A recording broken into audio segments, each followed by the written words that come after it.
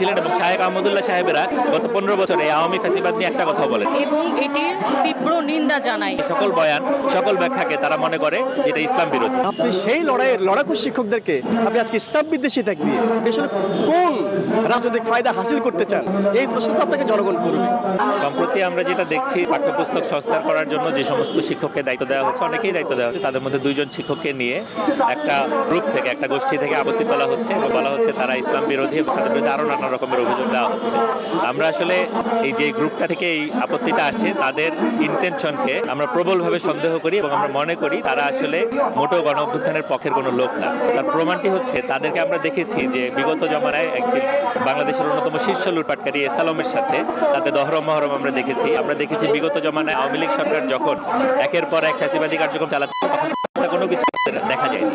এখন এই গণ অভ্যুত্থানের পরে আওয়ামী লীগ সরকার চলে যাওয়ার পরে নতুন পরিস্থিতির সুযোগ নিয়ে তারা আসলে মাথাচাড়া দিয়ে উঠেছে এবং সেই শক্তিটাকে অ্যাটাক করছে যারা কিনা বাংলাদেশের প্রতিটা গণতান্ত্রিক আন্দোলনে প্রতিটা গণতান্ত্রিক দাবির সাথে ছিলেন।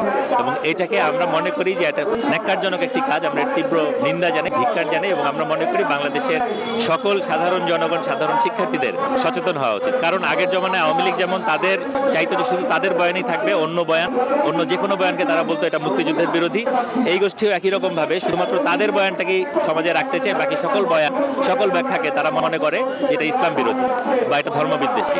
এই যে গণ অভ্যুত্থানকে নিয়ে এই যে যার যার নিজস্ব সম্পত্তিতে পরিণত করার এই যে নোংরা খেলা, এটা অবিলম্বে বন্ধ হওয়া উচিত বলে আমরা মনে করি। আহমদুল্লাহ সাহেবের নামেই তো অভিযোগটা আছে যে তিনি নিজেই এসালম গ্রুপের সাথে তার দহরম মহরম ছিল, তিনি নিজে বিশিষ্ট শিল্পপতি বলে এসালম গ্রুপকে তিনি পরিচয় করিয়েছেন, তার ফেসবুকে স্ট্যাটাস আছে, এগুলো আমরা সবাই জানি। তাহলে একজন দেশের শীর্ষস্থানীয় লুটেরাকে যিনি বিশিষ্ট শিল্পপতি বলতে পারেন, তার বিচারে আমি কেন আস্থা রাখবো? তার ধর্মের ব্যাখ্যাতে আমি কেন আস্থা রাখবো? তিনি যে সত্য বলছেন না মিথ্যা বলছেন আমি তো সন্দেহ করতে চাই। মানুষকে বিচার করতে হয় তার অতীত কর্মকাণ্ড দিয়ে, কাজ দিয়ে। শাহেখ আহমদুল্লাহ সাহেবের গত 15 বছরের কাজ আর যেই 2 জন শিক্ষকের নামে তিনি অভিযোগ করেছেন, তাই 2 জনের কাজকে আপনি পাশাপাশি রাখেন, আপনি পরিষ্কারভাবে দেখতে পারবেন ওই 2 জন শিক্ষকই বরং গণতান্ত্রিক আন্দোলনের পক্ষে ছিলেন, গণতন্ত্রের পক্ষে ছিলেন এবং শাহেখ আহমদুল্লাহ সাহেবেরা গত 15 বছরে আওয়ামী ফ্যাসিবাদ নিয়ে একটা কথাও বলেন নাই। সুতরাং আমি তার কথায় তো আমি নাচতে চাই না। আমাদের দেশের সহজ সরল যে ধর্মপ্রাণ মানুষ, তারা কিন্তু এত কিছু তলায় দেখে না বা বোঝে না। তারা হয়তো ছোট একটা শব্দ দিয়ে বুঝবে যে এই 2 জন ধর্মবিদ্বেষী, অতএব এদেরকে আমরা পেলেই যেন মানে আমরা দেখছি যে গণপিটুনি, তারা কিন্তু সেই ধরনের একটি শিকার হবেন, এটা আমরা আশঙ্কা করতে পারি। এবং এই যে অভ্যুত্থানের সময় তার ভূমিকা কি ছিল, তিনি কোথায় ছিলেন? তিনি কিন্তু ছিলেন না, তিনি মাঠে ছিলেন না। তার সাথে ওঠা বসা ছিল, খুব ভালো ঘনিষ্ঠতা ছিল, সেটা ছিল এসালাম গ্রুপের এসালামের সাথেই ছিল। এবং সেইটার তার বক্তব্য দিয়ে বোঝা যায় যে কতটা ঘনিষ্ঠ সম্পর্ক ছিল। যেই ফ্যাসিস্টকে আমরা তাড়িয়েছি তার দোসর হয়েছিল, তার অন্যতম অর্থদাতা হয়ে সে ছিল সেই মানুষটি। এবং সে কিন্তু তাদের শরিয়া বোর্ডেও ছিল, শরিয়া কমিটি এসালমের, সেই কমিটিতেও ছিল। এবং তখন আরও বেশি মানুষকে তার ব্যাংকিং সেক্টরে তাকে যেন ইনভলভ করার জন্য তার পক্ষে অনেক বক্তব্য ছিল। তাহলে সেই মানুষটি যখন আজকে এই বক্তব্যটি দেয়, তখন আমরা কিন্তু 2টার সাথে 2 দিয়ে 4 মিলাবো। কিন্তু এই গণঅভ্যুত্থান আমাদের সমস্ত ভুলকে শুদ্ধি দিয়ে এটা ঐক্যের ভাষা তৈরি করে দিয়েছে। সেই ঐক্যের ভাষাটাই হচ্ছে ইনক্লুসিভ বাংলাদেশের ভাষা। দেখবেন যে আমাদের দেয়ালে দেয়ালে যে পরিমাণ গ্রাফিতি রচিত হয়েছে, সমস্ত গ্রাফিতিতে এই ইনক্লুসিভ বাংলাদেশের, নতুন বাংলাদেশের ম্যানিফেস্টো কিন্তু আমাদের তরুণ সমাজ রচনা করেছে।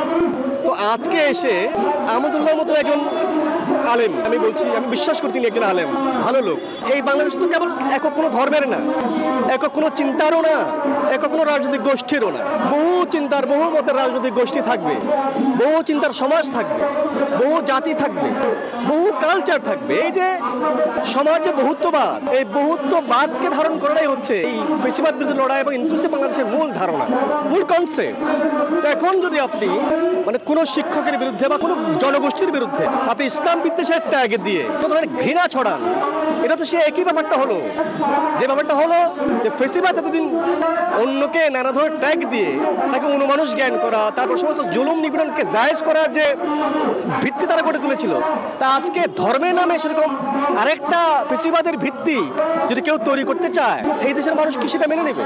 আপনি সেই লড়াইয়ের লড়াকু শিক্ষকদের আপনি আজকে ইসলাম বিদ্বেষী ট্যাগ দিয়ে আপনি আসলে কোন রাজনৈতিক ফায়দা হাসিল করতে চান, এই প্রশ্ন তো আপনাকে জনগণ করবে। আসলে আমরা তো চাই ইনক্লুসিভ বাংলাদেশ, আমরা চাই আপনি থাকুন আমিও থাকি, কিন্তু আপনি আমাকে এখান থেকে অমিট করে দিয়ে, আমাকে এখানে নাকচ করে দিয়ে, আমাকে আমার বিরুদ্ধে একটা ঘৃণা ছড়িয়ে আর একটা বিশাল ধর্মপ্রাণ জনগোষ্ঠীকে উস্কে দিয়ে আপনি তো আরেকটা ঘৃণার আরেকটা সহিংসবাদী সমাজকে আপনি প্রমোট করছেন। ফলে এটা সমাজের জন্য হানিকর, গণতন্ত্রের জন্য অস্বাস্থ্যকর এবং ফেসিবাদ বিরোধী লড়াইয়ের যে স্পিরিট, এই স্পিরিটের জন্য এটা ভয়াবহ দানব।